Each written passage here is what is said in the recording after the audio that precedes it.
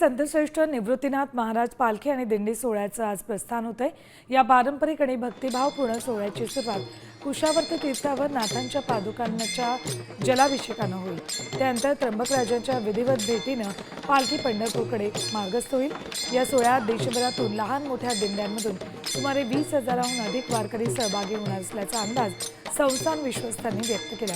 त्र्यंबकेश्वर ते पंढरपूर असा 27 दिवसांचा पालखीचा प्रवास असेल।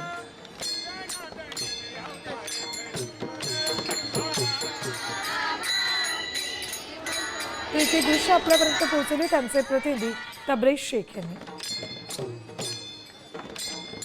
संत श्रेष्ठ निवृत्तीनाथ महाराज यांची पालखीचं प्रस्थान आज त्र्यंबकवरून पंढरपूरच्या दिशेने होणार आहे आणि त्यासाठी आता पालखी या ठिकाणी सजवण्यात आलेली आपण बघू शकतोय का।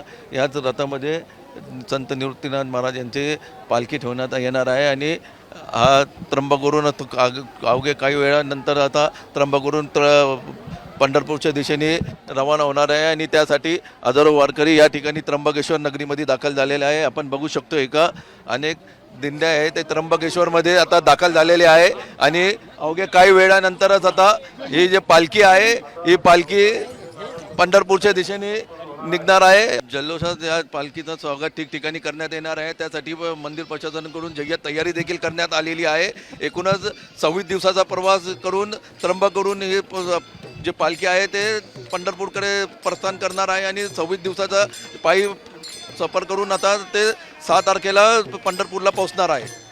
कॅमेरामॅन प्रवीण काळबांडेसह मी तबरेज शेख, साम TV न्यूज, नाशिक।